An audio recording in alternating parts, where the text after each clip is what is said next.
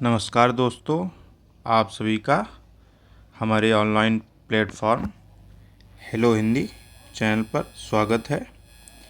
दोस्तों, आज की क्लास में हम हिंदी व्याकरण पढ़ेंगे और हिंदी व्याकरण में जो है आज हम शब्द विचार पर चर्चा करेंगे और आशा करते हैं कि आपको यह क्लास पसंद आएगी और इसमें शब्द विचार से संबंधित जितने भी प्रश्न परीक्षाओं में पूछे जाते हैं वह सभी हल करने में आपको मदद मिलेगी।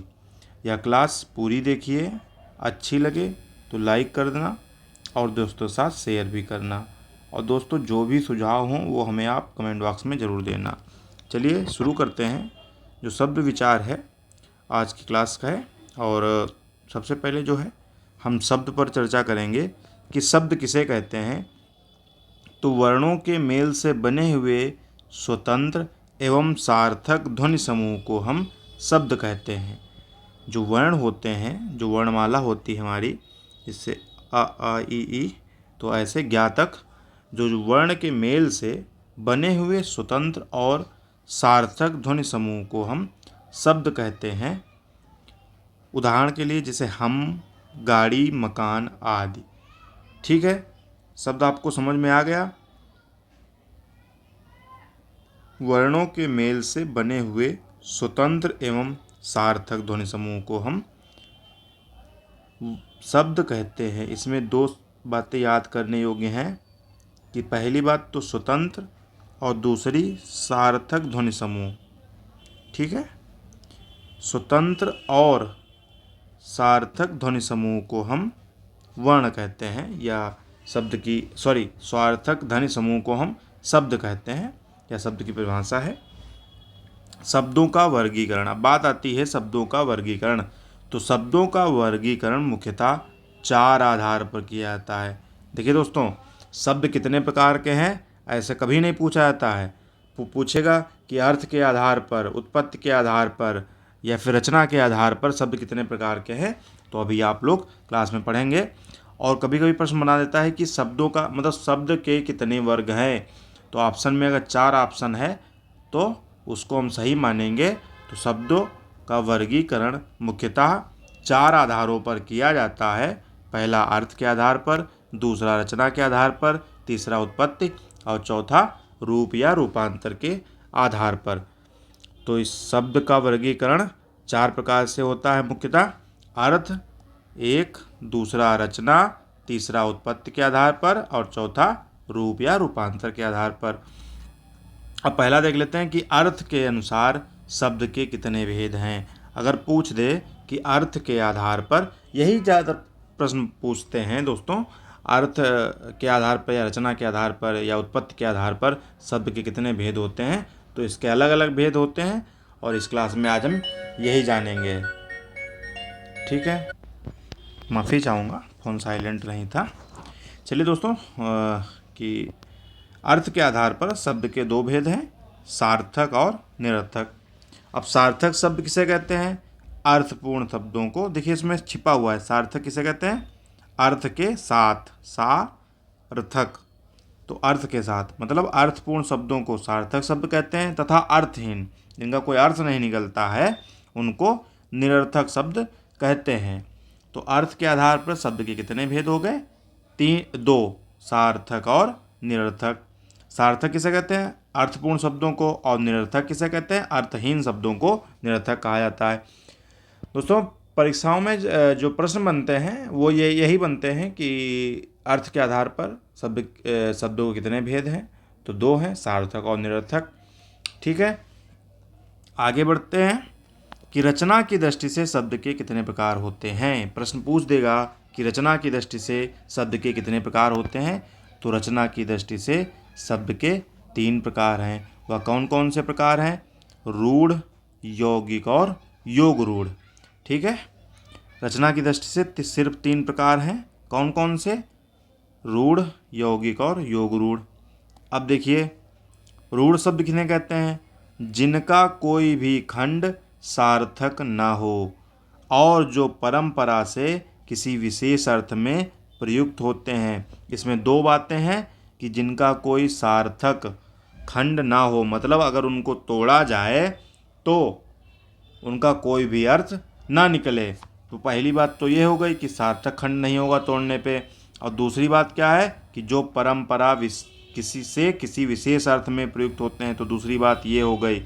तो रूढ़ की पहली बात हुई कि जिनका कोई सार्थक खंड ना हो, दूसरी कि परंपरा से वो चले आते हैं और किसी विशेष अर्थ में प्रयुक्त होते हैं। जैसे लोटा है, ठीक है दोस्तों, अगर हम लोटा को तोड़ेंगे तो लो और टा अलग कर दें इनको, तो लो का कोई अर्थ है नहीं, टा का कोई अर्थ है, स्वतंत्र अर्थ नहीं है, तो क्या होगा, ये रूढ़ जिसका कोई सार्थक खंड ना हो। तो पहली बात तो ये हो गई। और दूसरी क्या है लोटा में कि यह परंपरा से किसी विशेष अर्थ में एक विशेष प्रकार का बर्तन होता है जिसे लोटा कहा जाता है। ठीक है, ऐसे ही पानी, जल इत्यादि। आगे बढ़ते हैं। यौगिक शब्द किन्हें कहते हैं? यौगिक उन शब्दों को कहते हैं जिनके सार्थक खंड होते हैं। पहले में क्या था कि जिनके सार्थक खंड नहीं होते और जो किसी एक विशेष अर्थ में प्रयुक्त होते हैं। और यौगिक में क्या है? जिनके सार्थक खंड होते हैं, जैसे विद्यालय, विद्या और आलय। विद्या का एक अलग अर्थ है और आलय का एक अलग अर्थ है, तो इनके क्या है? सार्थक खंड है। जैसे शिवालय, ठीक है, तो शिव का भी एक अलग अर्थ है और आलय का भी एक अलग अर्थ है। तो शिवालय, विद्यालय, देवालय, ये सब क्या हैं? यौगिक शब्द हैं। जैसे दया सागर, दया और सागर, ठीक है, ये देखिए दोनों सार्थक हैं, ये दोनों सार्थक खंड हैं। ठीक है, अब आगे बढ़ते हैं। तीसरे जो है इसका भेद, योग रूढ़। योग रूढ़ की परिभाषा क्या है? ऐसे शब्द जो यौगिक तो होते हैं पर सामान्य अर्थ को छोड़कर विशेष अर्थ का बोध कराते हैं। सामान्य अर्थ को छोड़कर विशेष अर्थ का बोध कराने वाले शब्दों को योग रूढ़ कहते हैं। मतलब सीधा कहने का है कि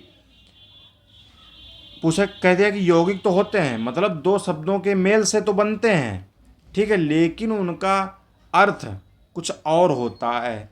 जैसे यौगिक में क्या है? विद्यालय में दो शब्द हैं, विद्या प्लस आलय, तो विद्यालय का अर्थ वही है जो जो इसमें प्रतीत हो रहा है।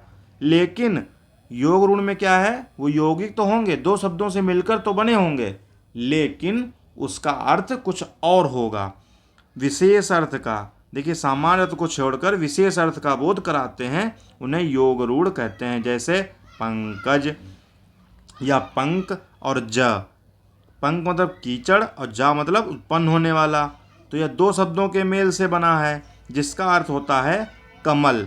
ये देखिए तीसरा अर्थ एक निकल रहा है।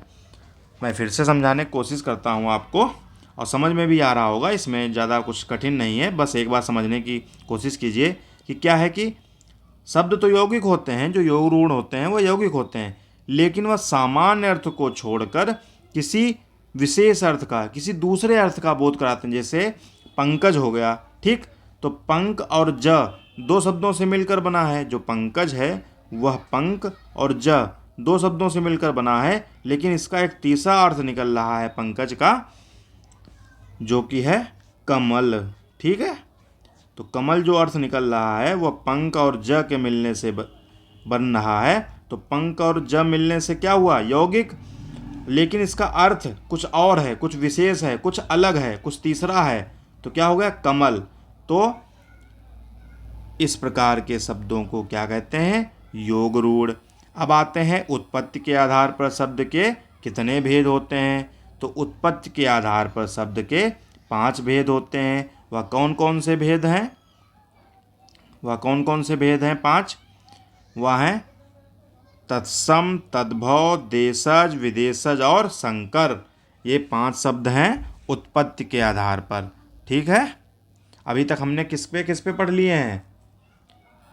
पहला तो पढ़ा है अर्थ के आधार पर, 2 सार्थक और निरर्थक, रचना के आधार पर। अब देखिए कैसे याद रहेगा, अर्थ दो शब्दों से मिलकर बना है तो इसके 2 भेद, अ और अर्थ जो है 2 शब्दों से मिलकर, आ और था, तो इसके 2 भेद। ये ट्रिक हम बता रहे हैं आपको। रचना कितने शब्दों से मिलकर बना है? तो 3, ये रूढ़, यौगिक और योग रूढ़, रचना के आधार पर 3 है। अब आगे बढ़ते हैं कि उत्पत्ति के आधार पर कितने हैं? 5, 1, 2, 3, और इसमें 4 और 5, देखिए दोस्तों उ आदिता और पा ये 3 हो गए और इसमें डबलता है। तो उत्पत्ति के आधार पर कितने भेद हुए? 5। अर्थ के आधार पर देखिए अर्थ में 2 शब्द, 2 हो गए। रचना में 3 शब्द तो 3 प्रकार हो गए और उत्पत्ति में 5 शब्द हैं, आधे को हम पूरा मान रहे हैं। ठीक है, तो उत्पत्ति के आधार पर 5 भेद, ये ट्रिक है, आप लोग याद कर सकते हैं। कौन कौन से? तद्भव, तत्सम, देशज, विदेशज और संकर। ठीक है, अब पढ़ते हैं तत्सम किन्हें कहते हैं। तत्सम संस्कृत के वे शब्द हैं जो अपने मूल रूप में हिंदी में आ गए हैं। मतलब सीधी सी बात कि जो संस्कृत के शब्द हिंदी में हूबहू ले लिए गए वह सभी तत्सम है, जैसे अग्नि, पुष्प, पुस्तक आदि। तद्भव संस्कृत के वे शब्द जिनके रूप हिंदी में आने पर कुछ थोड़े से परिवर्तन के साथ स्वीकार कर लिए गए हिंदी में, उन्हें तद्भव कहते हैं। जैसे अब देखिए क्या लिखा है कि संस्कृत के वे शब्द जिनके रूप हिंदी में आने पर बदल गए हैं तद्भव कहलाते हैं। जैसे आग, जब अग्नि जो है ये संस्कृत का हिंदी में ले लिया गया अग्नि, तो ये हुआ तत्सम। लेकिन हमने क्या किया, भाषा और उपभाषा और बोलियों में आग कर दिया, तो ये क्या हो गया? तद्भव। कर्पूर को कपूर कहते हैं और अक्षी को आँख। ठीक है, तो ये सभी क्या हो गए? तद्भव। मतलब संस्कृत के वे शब्द जिनमें थोड़ा बहुत परिवर्तन हो जाता है या थोड़ा बहुत परिवर्तन के आधार पर हिंदी में स्वीकार किए जाते हैं तो उन्हें तद्भव कहते हैं। देशज क्या है? जो शब्द स्थानीय बोलियों से हिंदी में आए हैं उन्हें देशज कहते हैं। जो देशज है इन्हें क्या कहते हैं? जो हमारे गांव देहात में शब्द बोले जाते हैं, जो स्थानीय बोलियों में बोले जाते हैं और हिंदी में ले लिए गए हैं, उन्हें देशज कहते हैं। देशज से नहीं, मतलब इस शब्द से ही स्पष्ट हो रहा है कि देशज मतलब देसी शब्द। जैसे पेट, डिबिया, लोटा, पगड़ी, बाल्टी, ये सभी क्या हैं? देशज शब्द।